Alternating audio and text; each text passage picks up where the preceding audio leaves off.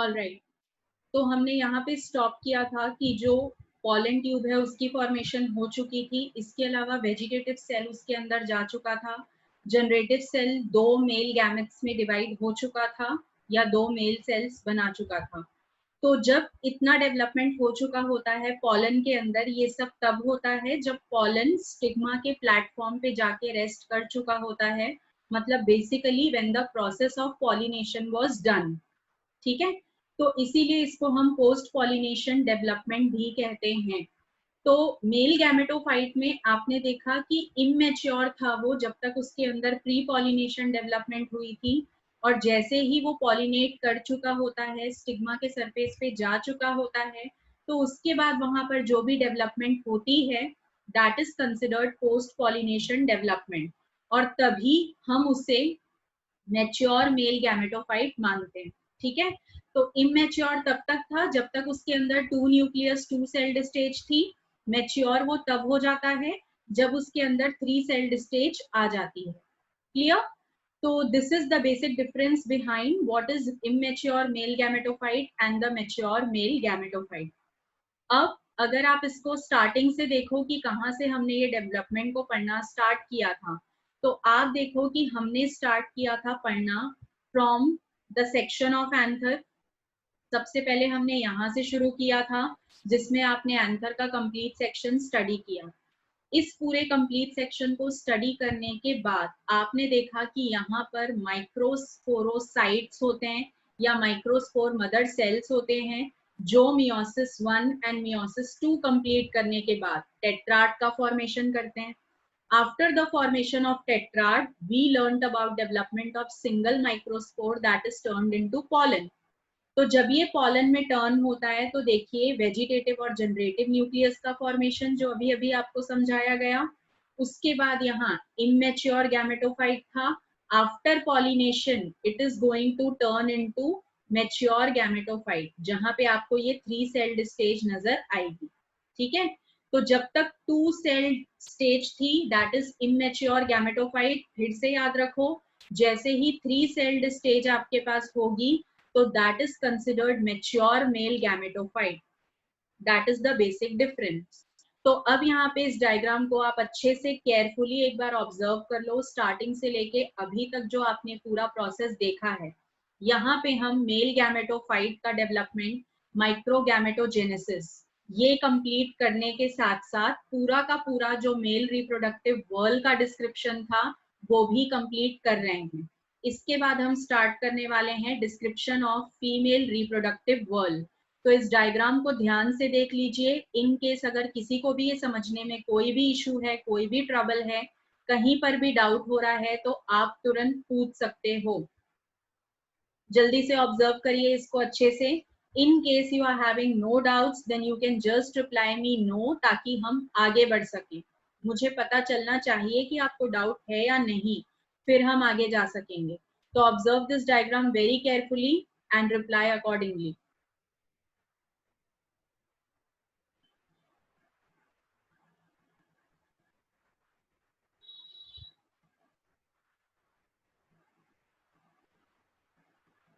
हाँ Anushka, mature pollen वाले में क्या डाउट है? मैं आपको फिर से एक बार क्लियर कर देती हूँ। जब पॉलन के अंदर 2 सेल्स होते हैं, ठीक है, that is vegetative and generative, मतलब जो आपका पहला वाला स्टेज था वो इमेच्योर होता है। और जैसे ही आपका जनरेटिव न्यूक्लियस, यहाँ पे जो आपका ग्रे कलर का न्यूक्लियस है डायग्राम के अंदर, या जो सेल है दैट इज जनरेटिव सेल।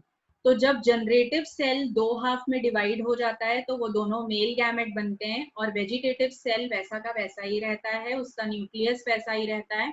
तो ये अब 3 सेल्ड स्टेज हो गई। This 3 celled stage is termed as mature male gametophyte. ठीक है, जब तक आपके पास एक वेजिटेटिव सेल था, एक जनरेटिव सेल था, तो 2 ही सेल्स हुए, that was immature.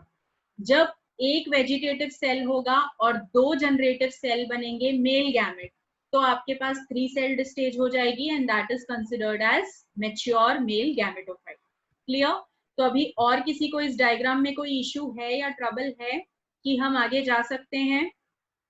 All right, तो यहाँ पे हमने मेल रिप्रोडक्टिव वर्ल का डिस्क्रिप्शन एंड कर लिया है. Now we are going to describe female reproductive part of the flower which is called as gynoecium. तो जब आप यहाँ गाइनीशियम के फ्री यूनिट की बात करेंगे तो that is called as pistil और कार्पेल. क्लियर? आपने सुना होगा कि कोई फ्लावर पिस्टिलेट है. तो पिस्टिलेट फ्लावर का मतलब होता है that particular flower contains pistil और कार्पेल, मतलब कि उसके अंदर फीमेल रिप्रोडक्टिव पार्ट प्रेजेंट है और वो एक फीमेल फ्लावर है. अगर आपसे कोई कहता है that the flower is staminate, तो जब स्टैमिनेट फ्लावर कह रहे हैं तो उसका मतलब होता है कि फ्लावर के अंदर कौन प्रेजेंट होगा? स्टेमन प्रेजेंट होगा. क्लियर? अब ये जो पिस्टिलेट वर्ड है या स्टैमिनेट वर्ड है या फिर काफी सारे और भी टर्म्स होते हैं, जैसे कि आपने सुना होगा अबाउट सिनकार्पस ओवरी.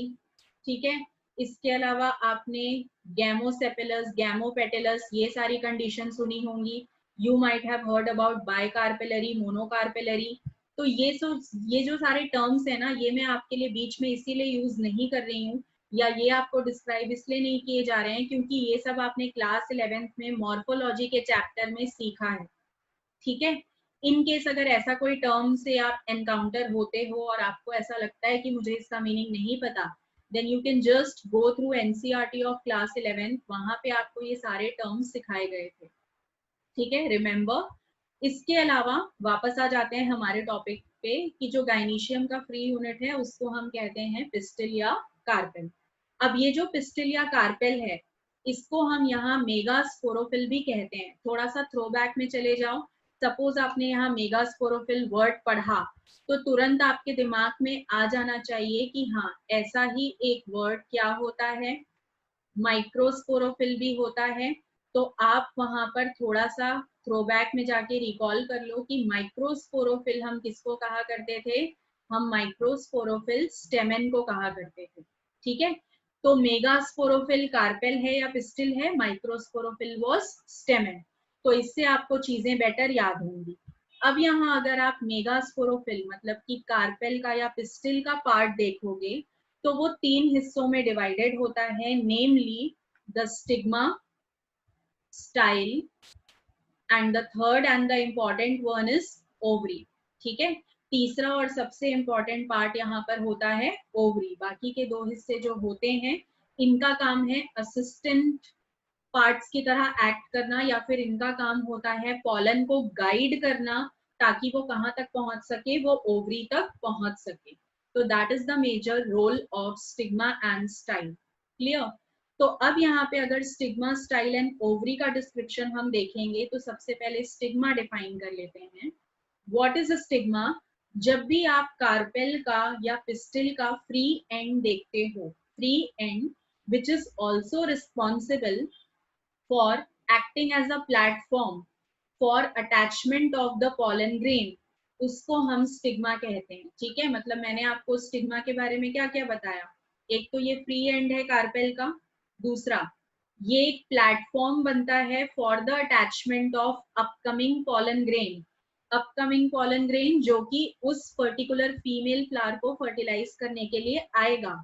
तो सबसे पहले वो कहाँ पे आके अटैच होता है? वो स्टिग्मा पे अटैच होता है. अभी अभी हमने देखा था कि ये पॉलन है, यहाँ पर जो पार्ट होता है इस स्टिग्मा पे जाके ये अटैच होता है. तो दिस इज द पार्ट जिसको हम क्या कहते हैं? इसको हम स्टिग्मा कहते हैं. और इसी पूरे प्रोसेस का नाम क्या होता है? इसी प्रोसेस को हम जानते हैं by the name of pollination. ठीक है, तो पॉलिनेशन में स्टिग्मा का बहुत बड़ा रोल प्ले होता है. तो अगर आपसे कोई एक वर्ड में पूछे that explain me the function of stigma, तो आप कहेंगे it is attachment platform for the upcoming pollen in the process of fertilization, sorry pollination. ठीक है, तो इतनी बात आपको स्टिग्मा के बारे में याद रखनी है. फिर जब आप स्टिग्मा के नीचे जाएंगे तो आपको यहाँ पे कौन सा स्ट्रक्चर मिलेगा? एक टिब्यूलर या सिलिंड्रिकल स्ट्रक्चर मिलता है which is very long and narrow, मतलब कि काफी पतला सा स्ट्रक्चर होता है, ट्यूब लाइक. और इस स्ट्रक्चर को हम कहते हैं स्टाइल. स्टाइल का फंक्शन किसी को पता है? Can anyone please explain me the function of style? Style यहाँ पे क्या करता है? अगर आप यहाँ पर देखोगे वापस से वही डायग्राम जो हम बार बार अभी ड्रॉ कर रहे हैं, किसके लिए? हम ड्रॉ कर रहे हैं फॉर द फीमेल फ्लावर। तो अगर इस तरीके का स्ट्रक्चर है और इस स्ट्रक्चर में यहाँ पर ओवरी लोकेटेड होती है जिसके अंदर आपके पास ओव्यूल दिखाई देता है, ठीक है। तो अगर आप इस स्ट्रक्चर को देखोगे तो ये वाला जो सेक्शन है ये स्टिग्मा हो गया, इसका फंक्शन अभी अभी हमने क्लियर किया। ये जो लॉन्ग नैरो ट्यूब है this is called as style. और अगर मैं इस स्टाइल का एक बेसिक फंक्शन आपको बताऊं तो वो ये होगा, इट प्रोवाइड्स पाथ, ठीक है। ये एक पाथ प्रोवाइड करता है, एक गाइडेंस पाथवे बनाता है, पाथ फॉर पॉलन ट्यूब।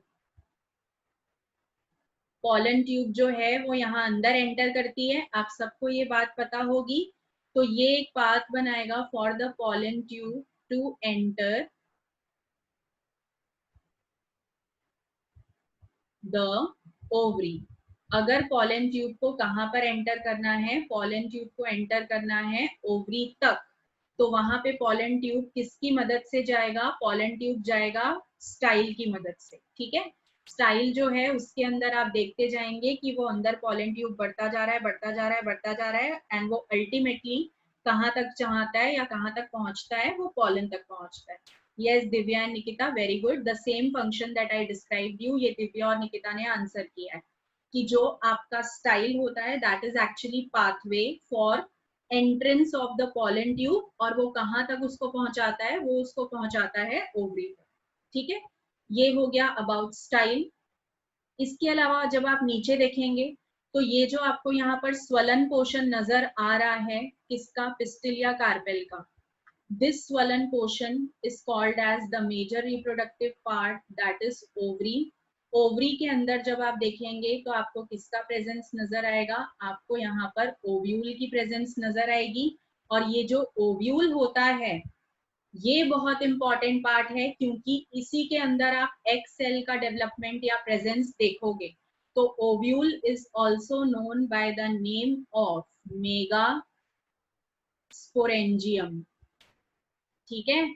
यहाँ पे जो ये होता है ओव्यूल वाला हिस्सा, इसको हम और कौन से नाम से जानते हैं, it is also known by the name of megasporangium. ये याद रखो। वैसे तो यहाँ पे ठीक से नहीं लिखा बट हाँ नोट्स में मैंने ये बात जरूर आपके लिए ऐड की है कि जो ओव्यूल वाला पार्ट होता है दैट इज मेगास्पोरेंजियम। तो यहाँ पे इतनी चीजें अगर आप जान चुके हो तो ये भी जान लो कि जब आप ये सेक्शन देख रहे हो, कौन सा सेक्शन, पिस्टिल का सेक्शन, तो यहाँ पर ये पूरे जो पार्ट्स इसके हैं इसके अंदर आप सोचोगे कि जो ओव्यूल होता है या जो मेगास्पोरेंजियम होता है वो अंदर अटैच कैसे रहता है ओवरी की वॉल के साथ। तो जब भी आप यहाँ पर ओवरी के साथ ओव्यूल की अटैचमेंट देखोगे तो that is done with the help of cushion shaped tissue, या फिर थोड़ा सा फ्लफी सा टिश्यू होता है जो कि यहाँ पॉइंट ऑफ अटैचमेंट बनता है। और वो जो टिश्यू होता है वो आपको डायग्रामेटिकली दिखाया नहीं जा सकता, वो टिश्यू प्लेसेंटा होता है, ठीक है। तो प्लेसेंटा टिश्यू की मदद से जो ओव्यूल होता है या जो मेगास्पोरेंजियम होता है it is attached to the ovary wall. अब किसी भी ओवरी के अंदर जब आप देखेंगे उसका सेक्शनल व्यू स्टडी करेंगे तो आपको पता चलेगा कि उसके अंदर काफी सारे ओव्यूल हो सकते हैं। जरूरी नहीं है कि एक ओवरी के अंदर हमेशा एक ही ओव्यूल का प्रेजेंस हो, वहां पर मोर देन वन ओव्यूल भी हो सकते हैं, ठीक है। तो ये कंडीशन भी पॉसिबल है। और जितने ज्यादा ओव्यूल होंगे उतना ज्यादा आपके पास एक पार्ट आपको बाद में दिखाई देगा, आप इसी चैप्टर में सीखोगे, इनफैक्ट आपने फर्स्ट चैप्टर में भी सीखा होगा। ये जो ओव्यूल होता है लेटर ऑन ओवरी जो है वो फ्रूट में मॉडिफाई हो जाता है, ये आप सबको पता है या नहीं, यू जस्ट हैव टू से यस और नो। आपने फर्स्ट चैप्टर में सीखा होगा कि जो ओवरी होता है, ओवरी का जो पार्ट होता है that later on gets modified into fruit. तो मुझे ये बताइए कि उसी चैप्टर में आपको ये भी बताया गया था कि ओव्यूल किस चीज में मॉडिफाई होता है, ओव्यूल किस चीज में मॉडिफाई हो जाएगा,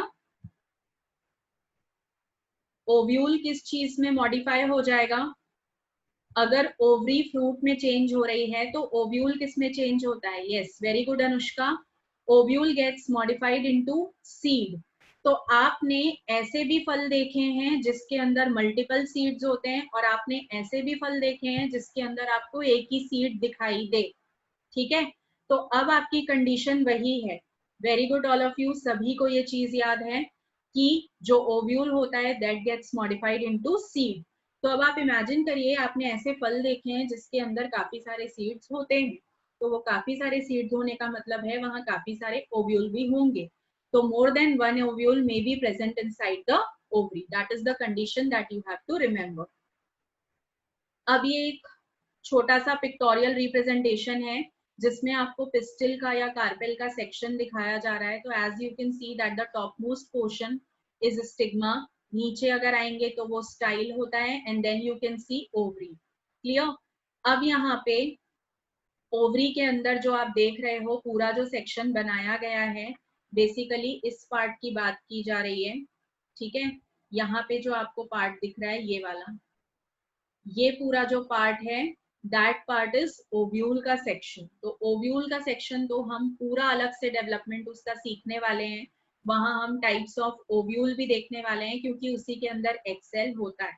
ठीक है, ऑल्दो ये वाला जो डायग्राम आपका है इसके अंदर ओव्यूल का सेक्शन भी अच्छे से बनाया गया है, बट ये मैच्योर ओव्यूल की सेक्शन बनाई गई है, तो इसका पूरा डेवलपमेंट अभी हम सीखने वाले हैं। ठीक है, इस डायग्राम तक या ओव्यूल का जो नंबर है समझने में, ये किसी को कोई दिक्कत है? Yes Jaideep, very correct. जो ओव्यूल है अल्टीमेटली वो सीड में मॉडिफाई होने वाला है, तो अगर दो ओव्यूल हैं तो दो सीड बनेंगे ऑब्वियसली। ठीक है, हाँ वो कंडीशन अलग होती है कि जिसमें आपका जो ओव्यूल है वो अच्छे तरीके से मैच्योर नहीं कर पाया और वो सीड में चेंज ना हो पाया, तो that will be possible later on.